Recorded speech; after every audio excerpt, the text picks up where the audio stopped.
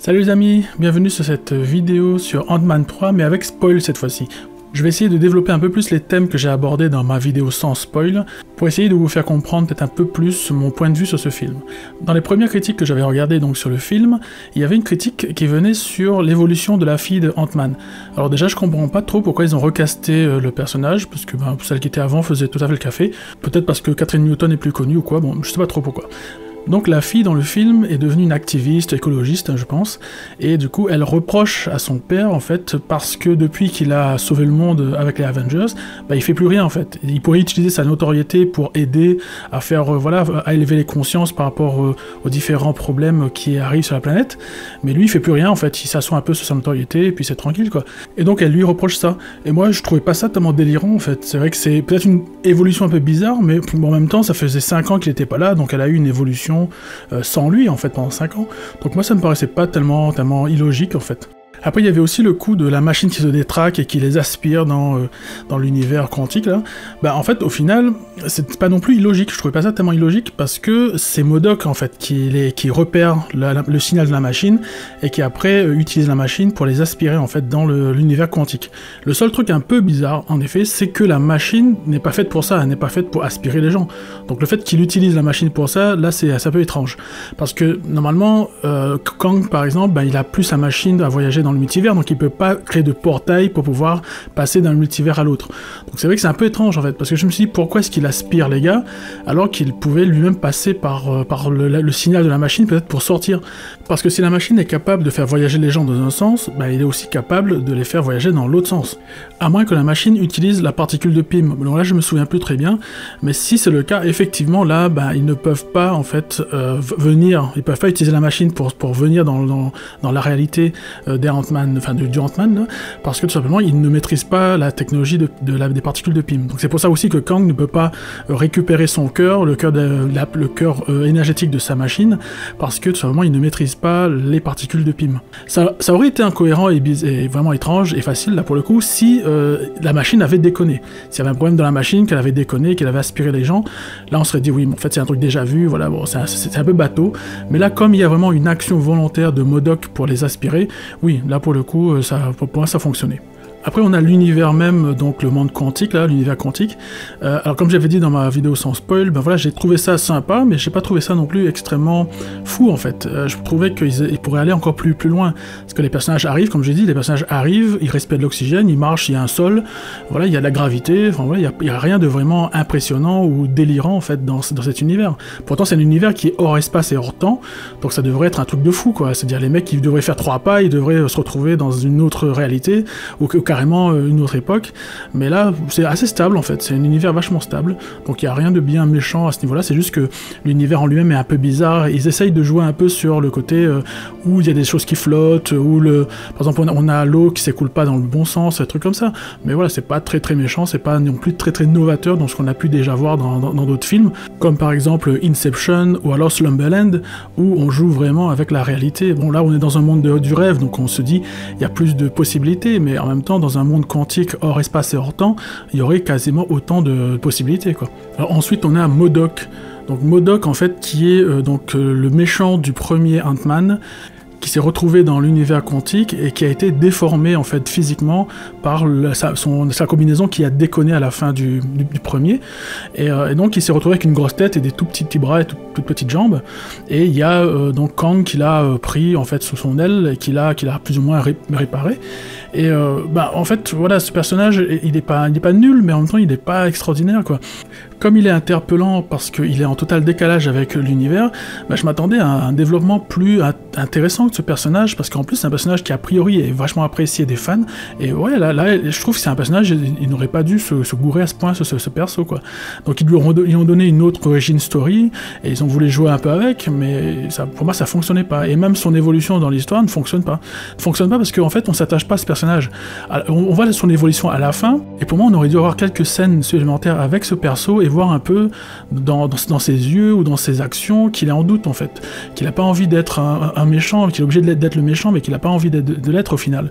Et parce que quelque part, il prend leçon de ce qu'il a fait avant. Et on aurait dû voir un peu quelques scènes d'émotion avec ce personnage où on voit qu'il est en stress, qu'il est triste, voilà, qu'il est en doute, qu'il a envie de faire quelque chose pour être mieux perçu, mais qu'il n'y arrive pas parce que tout simplement il est catalogué comme étant un méchant.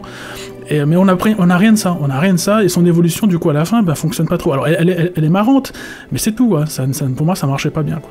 Après on a une scène aussi donc, dans le film qui est assez sympa, c'est la scène de multiplication des Ant-Man, là quand il va essayer de récupérer le cœur énergétique de la machine.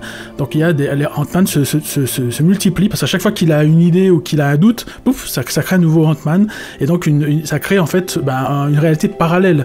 Et je trouve ça super intéressant, le concept est super intéressant de voir tous ces Ant-Man en fait, et chaque fois que le gars a un doute, poup, t'as un nouveau Ant-Man qui pop, et c'est super sympa. Le problème c'est qu'à un moment donné, ils disparaissent tous. Pourquoi ? Je ne sais pas. Et aussi, le truc qui fonctionnait pas bien, ce qui était bizarre, c'est que quand les Ant-Man devenaient immenses, donc quand ils grandissaient pour justement avoir accès facilement au cœur, et en fait ils se délitaient complètement, ils disparaissaient, ils se transformaient en ficelles ou je sais pas quoi, et du coup je comprenais pas pourquoi les Ant-Man ne pouvaient pas devenir grands. Voilà, pour moi ça avait pas de sens. Bon, après c'était la volonté des créateurs, hein. Après on a l'histoire avec les fourmis de Pym là.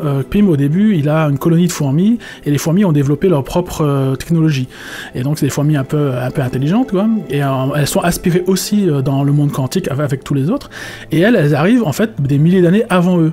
Et comme c'est une histoire de voyage dans le temps, elles arrivent des milliers d'années avant, et elles ont le temps de développer une technologie, une civilisation et tout, et elles attaquent la citadelle de Kang, façon Zerg, ou façon arachnide dans Starship Troopers. Après, c'est vrai que ça fait facile, hein. Ça fait facile parce que les mecs sont emmerdés avec un super méchant, super puissant, et au final, c'est une bande de fourmis qui débarque et qui le défonce. Voilà, c'est très facile, ça fait un peu Disney, comme disaient certains critiques. Mais moi, ça m'a pas gêné. Ça m'a pas gêné, franchement, parce que je trouvais que ça ressemblait vraiment à un développement de comics, en fait. Je trouve juste dommage que c'est pas bien amené pour moi, en fait, les fourmis. C'est-à-dire qu'on aurait dû savoir directement ce que les fourmis peuvent apporter aux héros. Et en l'occurrence, une armée. Sauf qu'on le sait pas très bien dans le film, c'est pas très clair. Si on le savait, on aurait attendu en fait cette armée tout le long de la fin, tout le long de l'acte final. On serait là, on verrait Kang qui fait un peu son kéké et qui tue tout le monde, et on aurait été là en train de se dire mais quand est-ce qu'elle arrive cette armée? Et quand elle arrive enfin, c'est vachement satisfaisant parce qu'on l'attendait. Alors que là on l'attend pas parce qu'on ne sait pas en fait ce que les fourmis peuvent réellement apporter aux héros. C'est toujours la même chose, hein, cette histoire d'anticipation, c'est-à-dire on dit les héros peuvent avoir ça, et du coup nous en tant que spectateurs on attend le moment où les héros vont l'avoir.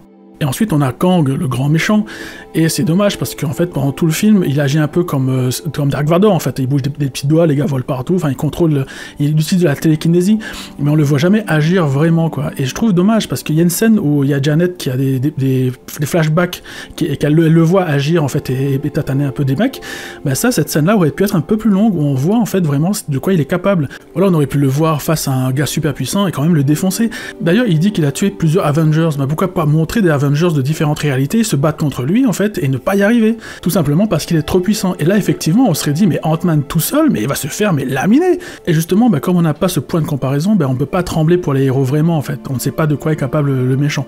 Après on a la mort en fait de Kang, enfin il est pas mort hein, clairement, il a été aspiré dans le cœur énergétique de sa machine, mais le cœur énergétique c'est un truc qui est hors espace et hors temps aussi, et donc le mec je pense qu'il est juste bloqué dedans, et que à un moment donné les héros vont devoir faire appel à lui, c'est-à-dire qu'ils vont aller le rechercher parce qu'ils vont être emmerdés avec les autres Kang, et ils vont devoir faire appel à lui pour qu'il vienne les aider. Et c'est pour ça que je pense qu'il a été installé dans l'univers Ant-Man, parce que ce sera sûrement Ant-Man avec d'autres personnages sûrement qui iront le chercher dans le cœur énergétique de sa machine. Et ça peut être super intéressant si justement ils installent des dissensions entre les différents personnages qui iront chercher Kang, parce que dans le cœur de la machine justement ils se multiplient.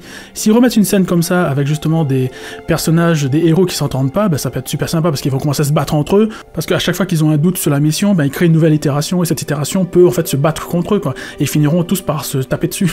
Et bien géré, ça pourrait donner une scène super intéressante parce qu'il faudra trouver le but commun à tous les personnages pour qu'ils arrêtent de se battre, parce que dans Ant-Man, c'est le fait de sauver sa fille qui fait que toutes les itérations de Ant-Man vont aider l'original en fait à arriver jusqu'au cœur de la machine. ce qui pourrait être beaucoup plus compliqué pour des personnages qui n'ont pas du tout le même but dans la vie ou la même façon de voir le monde.